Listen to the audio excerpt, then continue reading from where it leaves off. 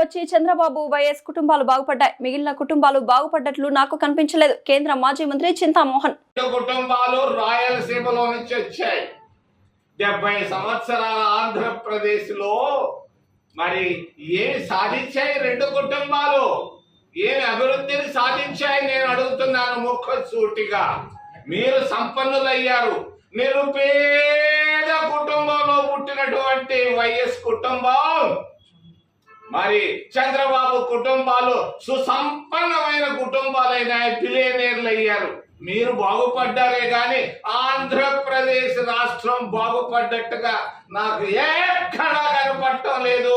23-30 జిల్లాల్లో ఇదే మీరు చేస్తుండేది. మళ్ళా రకరకాలుగా ఉద్యమాలంట. దేనికయ్యా ఉద్యమం? 1000 కోట్ల రూపాయలు సంపాదించి ప్రజల ధనాన్ని దోచుకున్న దానికే ఉద్యమం. నేను అడుగుతున్నాను, డిఎస్సి పేరు మీద ఉద్యమం దేనికి ఉద్యమం? నేను చూశాను చాలా సూక్ష్మంగా. డిఎస్సిలో పొరపాటు 10 మందికి ఉద్యోగాలు ఇచ్చి ఉండొచ్చు. ప్రతి రాజకీయ నాయకుడు చేసేదే తన వాళ్ళకి ఇచ్చుకుంటాడు.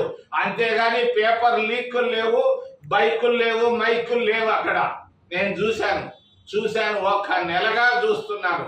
డిఎస్సి పైన తీసుకొస్తున్నటువంటి ఉద్యమాన్ని నేను ఖండిస్తున్నా. తప్పు. మీరు తీసుకురండి ఉద్యమం, అవినీతి పైన ఉద్యమం తీసుకురాడు, మేమందరం వస్తాం. రాజకీయ నాయకుల్లో విపరీతమైన అవినీతి మొదలైపోయింది. ఈ రోజు కోటీశ్వరుడు బిలియనీర్ అవుతున్నాడు. దేశం పాడైపోతా ఉంది భారతీయ జనతా పార్టీ కూటమి ప్రభుత్వాల్లో అని తెలియజేస్తూ చివరిలో కాపులు ముద్రగడ పద్మనాభం ఇంటికి వెళ్ళాను. నిజాయితీ పరుడు పద్మనాభం గారు. కుటుంబానికి ఏమీ చేయలేదు. మంత్రిగా అప్పుల్లో ఉన్నారు పాపం. బిడ్డలు సెటిల్ కాలేదు. భార్య కన్నీటితో నేను చూడలేకపోయాను.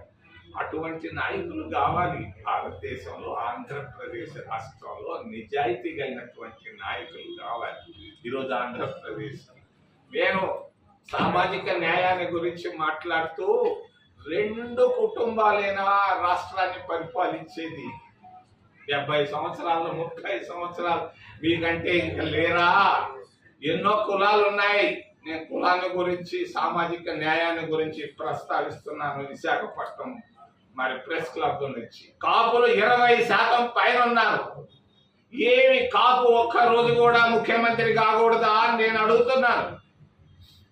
కాంగ్రెస్ పార్టీ తరఫున నేను మాట్లాడుతున్నాను. కాపులందరూ కాంగ్రెస్ లోకి రండి. మిమ్మల్ని 29లో రాష్ట్రానికి ముఖ్యమంత్రి చేసే బాధ్యత చింతామోహన్ గా నేను తీసుకుంటాను. మరి నిజాయితీ కలిగినటువంటి కాపు నాయకుడిని రాష్ట్రానికి ముఖ్యమంత్రిని చేసి రాష్ట్రానికి అభివృద్ధిని తీసుకొస్తామని తెలియజేస్తూ ఏదైనా ప్రశ్నలు ఉంటే అడగమని మిమ్మల్ని చేతులెత్తి ప్రార్థిస్తున్నాను.